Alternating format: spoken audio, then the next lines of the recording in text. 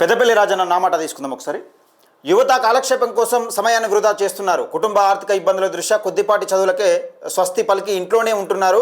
తల్లిదండ్రులకు చేదోడు వాదోడుగా ఉండాల్సిన పుత్ర రత్నాలు వాట్సాప్ చాటింగ్లతో, ఇన్స్టాగ్రామ్ స్నేహితులతో, ఫేస్బుక్లో పరిచయమైన వ్యక్తులతో అర్ధరాత్రి వరకు ఆన్లైన్లో ఉంటూ ప్రేమ పేరుతో సమయాన్ని సంకనాకిస్తున్నారు. ఇంకా కొంతమంది యువకులు కష్టపడి పని చేయకుండా, డబ్బు సంపాదన కోసం ఆలోచించకుండా జల్సాలకు అలవాటు పడి గంజాయి లాంటి మత్తు పదార్థాలకు బానిసలై కన్నవాళ్లకు భారంగా మారుతున్నారు. అతి చిన్న వయసులో ఆడపిల్లల తల్లిదండ్రులను ఎదిరించి ప్రేమ పెళ్లిళ్ళు చేసుకుంటున్నారు.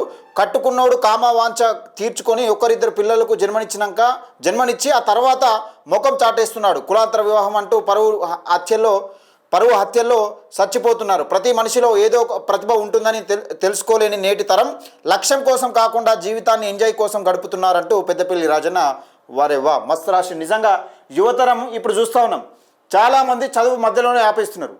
కొంతమంది ఏమో కష్టపడి చదివే ప్రయత్నం చేస్తున్నారు. కొంతమంది చాలా మటుకు సోషల్ మీడియాలో ఈ యూట్యూబ్లో కానీ రీల్స్ చూడటానికి, ఇన్స్టాగ్రామ్లో రీల్స్ చూడటానికి నైట్ అంతా టైం వేస్ట్ చేసుకుంటా.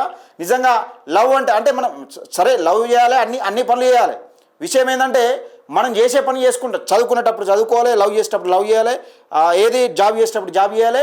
ఇవన్నీ లవ్ చేస్తావు బరాబరే, కానీ నువ్వు కుటుంబాన్ని ఎట్లా పోషిస్తావు, కుటుంబాన్ని పెళ్లి చేసుకున్న తర్వాత కుటుంబాన్ని ఎట్లా పోషిస్తావు, దానికి సంబంధించి కూడా ఇక్కడ సమయం వృధా చేస్తున్నారు అంటూ పెద్దపల్లి రాజన్న. యువత మనం ఇప్పుడే 18 నుంచి 23, 24 వరకు నువ్వు సమయం వృధా చేసినావు అనుకో, 28 దాకైనా వృధా చేసినావు అనుకో, నీ జీవితాంతం కష్టపడాల్సిన సమయం వస్తుంది. యువత మేల్కోవాలి. ఇందులో ముఖ్యంగా గంజాయికి యువత బానిసలు అవుతున్నారు. ఎందుకంటే ఏం చేయాలో ఇప్పుడు మనం ఏ పని నేర్చుకోక వట్టినే ఖాళీగానే తిరిగి ఏం చేయాలని అర్థం కాకపోతే ఏమవుతుందంటే మద్యానికన్నా గంజాయి కన్నా అలవాటు పడతారు. ఆ రకం కూడా యువత చెడిపోతున్న నేపథ్యం చూస్తూ ఉన్నాం. దాన్ని ఉద్దేశించి పెద్దపల్లి రాజన్న నా మాట.